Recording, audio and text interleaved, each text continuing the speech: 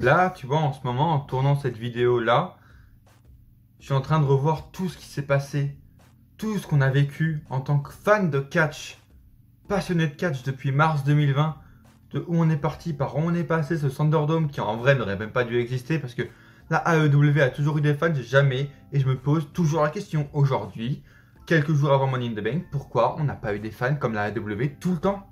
Je ne comprends pas, mais bon, c'était un moment inédit et même si 99% des personnes, même 100%, ont détesté cette période, je sais pas, un fan de catch sur deux a arrêté de regarder du catch, j'en fais partie. Je veux dire, même là, il y aura le repost, enfin on est le dimanche avant le show, il y a eu SmackDown la veille, le dernier SmackDown dans le Thunderdome, etc. Et je suis le premier à ne plus regarder, enfin, weekly, tu vois, chaque weekly. Que ce soit Raw ou SmackDown, j'y regarde de loin. Mais j'ai repris en soi les pay-per-view VV, j'avais arrêté en juin, puis j'avais repris en novembre, le truc pour le Taker, aux series. Et puis depuis, j'ai regardé pendant 3-4 mois sur la route vers Mania chaque semaine, et puis depuis, j'arrive plus à regarder chaque semaine. SmackDown, je reprends, même si j'ai une semaine de retard, j'arrive à reprendre. Mais Raw, par exemple, j'y arrive pas et tout. Et c'est incroyable, ça m'a enlevé ma passion. J'en avais fait une vidéo spéciale d'ailleurs, en décembre 2020. Elle faisait vraiment analyse ressentie de ce que j'ai ressenti du coup pendant toute cette année 2020 et ça englobe même l'année 2021. Donc allez la voir, elle est dans un petit i.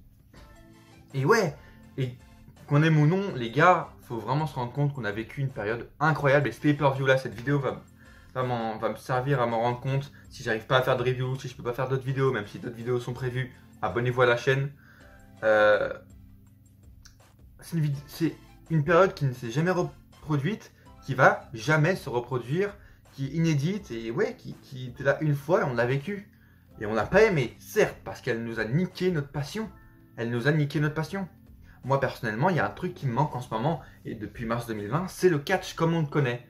Le catch réellement, avec des fans, avec du public, qui réagit et qui crée le moment catch qu'on connaît, qui crée ce détail, qui englobe et qui fait que le catch est le catch. Et ça n'existait plus. Et tu pouvais nous mettre toutes les rivalités que tu voulais, même McIntyre Reigns en novembre 2020, c'est qui me vient en premier, à WrestleMania 37, même WrestleMania 36 qui a eu des fans, enfin, pendant la construction, il y a eu des fans, etc. McIntyre, ça n'a pas eu le même effet. Même McIntyre en tant que champion WWE, machin, c'était pas le même effet. Les face turns, les heel turns, les victoires, les défaites, ça avait plus le même goût. Et puis après, t'as Kevin Dunn qui s'est rajouté avec son putain de camion. Oh, this is such a good shit. Il mettait plein de trucs là. Heureusement que c'est fini, ça aurait dû jamais exister ce truc de Thunderdome, de Kevin Dunn qui s'amuse à mettre des boutons, à faire exploser des boules de feu, quand il y a Alexa Bliss, des boules de feu avec sa main, des boules de feu partout, le Fiend en mannequin qui brûle. Heureusement que c'est fini ça. Mais il faut faire une rétrospective et c'est ce que je suis en train de faire ces dernières semaines et c'est fou. J'ai fait vraiment comme si c'était... Là en plus on est vraiment à la fin d'une année scolaire, tu sais, comme vous l'avez sûrement vécu. À chaque fin d'année scolaire, on fait un peu une rétrospective, on commence à être un peu nostalgique, ou à chaque fin de période de n'importe quoi, on commence à être un peu nostalgique. Et ouais, faut se dire que c'est incroyable ce qu'on a vécu. Et c'est même pas que je suis nostalgique, je me suis dit juste, waouh, les catcheurs, nous les fans de catch, le monde, on a vécu quelque chose de fou. Et ça a été là, on peut pas le renier. Maintenant, même si je vais beaucoup critiquer et que je critique la construction de certains personnages, de certaines storylines, de certaines évolutions, de push, Nikki Cross, c'est de la merde, oui. Mais il y a eu cette période de pandémie où il n'y avait pas de fans.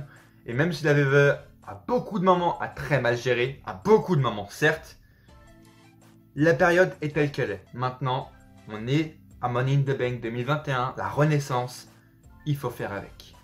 Il faut avancer. Certes, t'as la division féminine qui est au plus bas. Tu nous vires des Mickie James, des Peyton Royce, des Billie Kay pour nous rajouter Eva Marie et Doudrop. Piper Niven, tu la nommes Doudrop parce que l'autre elle ressemble à une grosse boule bleue. Voilà pourquoi Vince McMahon il l'a nommé Doudrop. Mais faut faire avec ça, tant pis. Et on fera avec ça. Et même si Money in the... J'ai pas envie de dire ces mots, j'ai pas envie. Mais la carte me donne pas envie. Mais justement, faut le dire, même si Money in the Bank est nul, il faut faire avec, il faut avancer. Parce que bordel, cette période, on n'a rien pu faire. Même si la AEW a beaucoup mieux géré, la WWE a fait, entre guillemets, ce qu'elle a fait. J'allais dire ce qu'elle pouvait, mais elle pouvait faire 20 000 fois mieux. C'est juste que ils se sont pas foulés. Enfin bref, ils ont fait de la merde, faut le dire clairement. Et voilà, c'était ma petite rétrospective review de toute cette période d'un an et demi. Je pense que vous ferez des vidéos là-dessus. Donc likez la vidéo. Je vous dis de liker la vidéo si vous aimez mon contenu, mais également si vous likez, YouTube verra que vous aimez mes vidéos. Donc je serai plus référencé et vous avez plus de chances de voir en recommandation mes nouvelles vidéos qui sortent. Donc likez la vidéo, abonnez-vous et activez la cloche pour encore avoir plus de chances de tomber sur les notifs. On sait que YouTube ça bug. Et voilà, pour me remercier, pour relancer cette période aussi pour ma chaîne YouTube où j'ai eu un mois de down parce que j'avais le taf, donc je pouvais même plus travailler, je pouvais plus rien faire. Même des séances, vous avez bien vu, depuis le mois d'octobre j'ai changé, mais je peux plus, j'arrive plus à faire de séances, j'avais même plus le temps d'avoir des bras énormes, tu vois. Je pouvais plus devenir ensuite un Instagram modèle, un modèle Instagram, je pouvais plus. Donc je n'avais même plus le temps de faire des vidéos. Maintenant je me trouve le temps et il faut que je trouve le temps de faire des vidéos parce que ça me manque. Et motivez-moi les gars à me faire des vidéos. Likez cette putain de vidéo. Abonnez-vous à cette chaîne. Go, tous 500 abonnés, tous 1000 abonnés. On va atteindre ces putains de 1000 abonnés avec les projets que je vais vous proposer. On va atteindre ces 1000 abonnés, bordel de merde. Abonnez-vous, s'il vous plaît. Bref, dites-moi vous en tout cas ce que vous pensez de ça, du retour enfin des fans. Est-ce que le show Money in the Bank pour vous a été bien construit? Est-ce que vous allez être hype? Est-ce que vous êtes hypé par ce show Money in the Bank? Dites-moi dans les commentaires, les gars. Si je critique, je tiens à relativiser, ça va être unique. C'est un show qu'on attend depuis des années.